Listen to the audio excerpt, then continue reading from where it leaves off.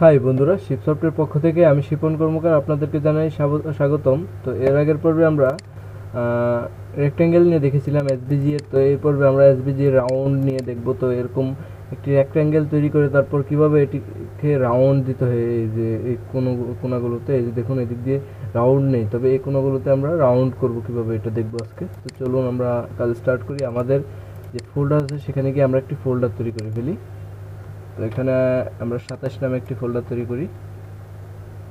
ওকে, তো এটাকে নামটা চেঞ্জ করে দিই 27, আর এটাকে রিমুভ করে দিই।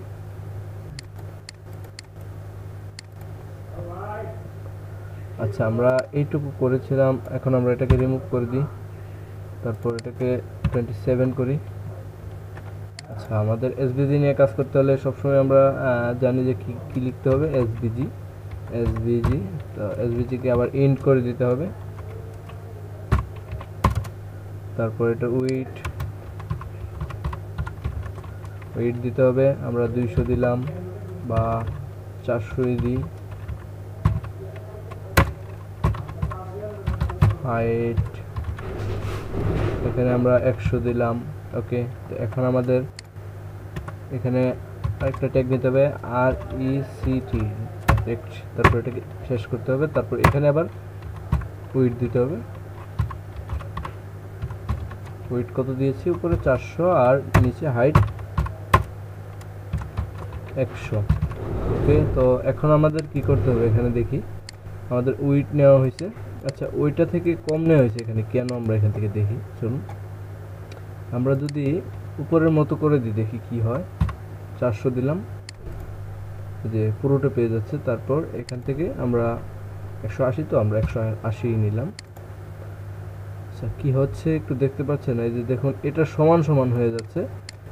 মানে এখানে 400, তো এখানেও 400 দিলে আসলে এই উইডের সমান ভিতরে উইডটা পেয়ে যাচ্ছে। তার কারণে বর্ডার রেডিয়াসটা আর এই বর্ডারটা পাচ্ছে না, ওই বাইরে চলে যাচ্ছে, পুরোপুরি উইড পেয়ে যাচ্ছে। তো আমাদের এটার ভিতরে রাখতে হবে, মানে এটা যতটুকু উইড এটার থেকে একটু কম দিলে তো আমাদের এই যে ভিতরের যে জিনিসগুলো সেগুলো এই যে এটার ভিতরে থাকবে। তো এটার ভিতরে একটু কম দিলে উইডটা এটার ভিতরে খুব সুন্দর করে দেখা যাবে। আর না হলে এই যে এটার উইড দিচ্ছি, উইডের সাথে সাথে যে আমরা বর্ডার দিচ্ছি, বর্ডার রেডিয়াস দিচ্ছি, এগুলোতেও আলাদা একটা উইড পেয়ে যাচ্ছে, সেই কারণে এটা বাইরে চলে যাচ্ছে। তো আমরা যদি এখান থেকে একটু কমিয়ে দিই, যেমন ধরুন আমরা 350 দিয়ে দেখতে পারি ঠিক দেখায় কিনা।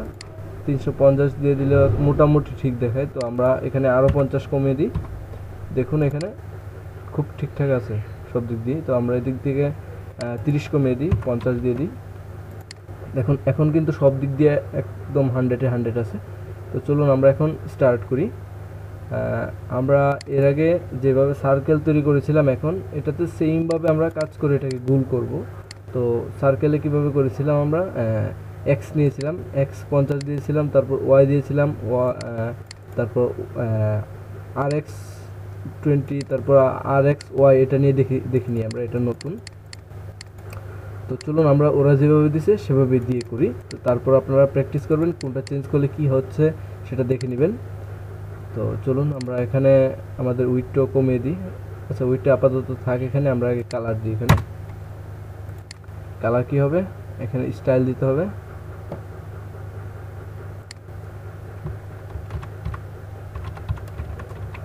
স্টাইল, তারপর কি ফিল রেড,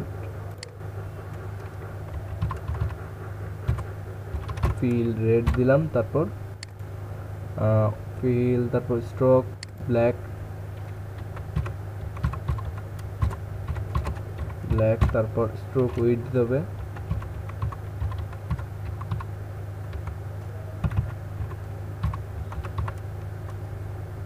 স্ট্রোক উইড কত হবে, ধরুন আমরা এখানে স্ট্রোক উইড দিতে পারি 5 পিক্সেল। ওকে, স্ট্রোক কালারও দিলাম। আর কি ওপাসিটিটা আমি দেখাচ্ছি না, তারপরে দিয়ে দিই, দেখতে সুন্দর লাগবে। ওপাসিটি এখনো CSS যায়নি, তারপরে CSS করে ফেলতেছি, 6 দিলাম।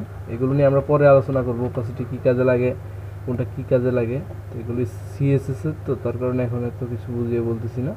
আমরা এখন আমাদের পেজটাকে রান করে দেখতে পারি কেমন দেখায়। এই যে এরকম দেখাচ্ছে। আচ্ছা, আচ্ছা আমরা এখান থেকে আরেকটু কমিয়ে দিই, যেমন আমরা 4 করে দিই। 4 করলেও খুব কম হয়ে যায়, তো 5 করে। আচ্ছা এখন মোটামুটি ঠিক আছে। তো আমরা এখন এটার বর্ডারটা আরেকটু বাড়িয়ে দিই, যেমন এখানে 5 দেওয়া আছে, আমরা এখানে 6 দিই। আচ্ছা এখন সব কিছু ঠিকঠাক আছে আমি মনে করি। এখন আমাদের কি করতে হবে, আমরা এদিক থেকে কাজ করি। এদিকে ওরা প্রথমে x50 দিছে, x দিয়ে দেখি আমরা, x ইকুয়াল 50। এটা দিলে কি হয়, আমাদের বাঁ দিক থেকে সরে আসবে, এই যে বাঁ দিক থেকে এতটুকু সরে আসছে। তো তারপর y50,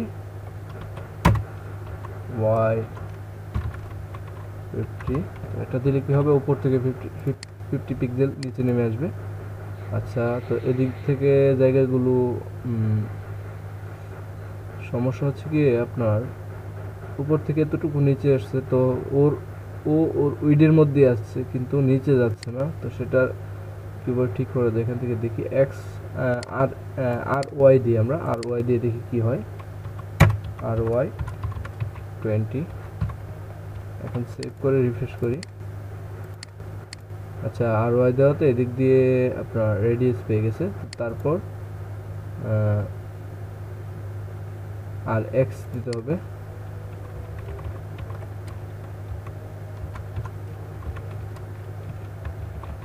আমরা এখানে 20 দিলাম।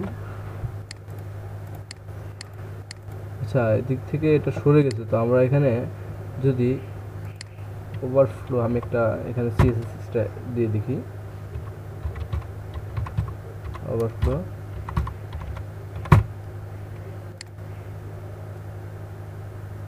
এটা দিয়ে কাজ করতেছে না, সমস্যা নেই। আমাদের উইডথ আর হাইট কমাই এখন। এখানে 400 দেওয়া আছে, তো আমরা এখানে 300 করি। তারপর এখানে 100 দেওয়া আছে, আমরা এটাকে 50 করে দিই। এখন আশা করি সব কিছু ঠিকঠাক থাকবে। আচ্ছা এখন সমস্যা হয়ে গেছে, আমরা এখানে 50 দেবো, দিয়ে দিচ্ছি 5। এই যে দেখুন এখন কিন্তু মোটামুটি সব কিছু ঠিক আছে। আমরা এটাকে আরেকটু বাড়িয়ে দিলে সব কিছু ঠিকঠাক দেখাবে, যেমন 150 দিয়ে দিলাম।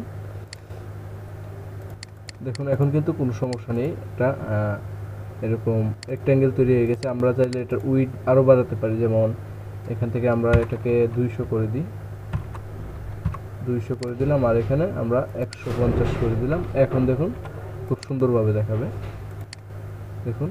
তারপরও একটু সমস্যা, আমরা এখানে 130 করি। এভাবে আপনারা চেঞ্জ করে করে কাজ করবেন। তো এসভিজি দিয়ে আমাদের তেমন কোনো কাজ করতে হবে না, তো আমি জাস্ট আপনাদেরকে বুঝিয়ে দিচ্ছি যে এটা কিভাবে কাজ করে। একজন যাতে জিজ্ঞেস করলে আপনারা বলতে পারেন, তার কারণে আমরা এটা দেখাচ্ছি, না হলে আমাদের এখানে দেখার কোনো প্রয়োজন ছিল না। তো আমরা এগুলো সিএসএস দিয়ে হচ্ছে ভালো কাজ করতে পারবো, আমাদের এগুলো এভাবে করার কোনো প্রয়োজন নেই। তারপর আপনারা আরেকটা জিনিস এটা দিয়ে দিবেন সবসময়, যদি এসভিজি দিয়ে কাজ করেন। যদি এটা না আসে এটা শো করবে। ওকে, তো আশা করি বুঝতে পারছেন এইটুকু কিভাবে করবেন। ধন্যবাদ, আজকে এ পর্যন্তই, ভালো থাকবেন।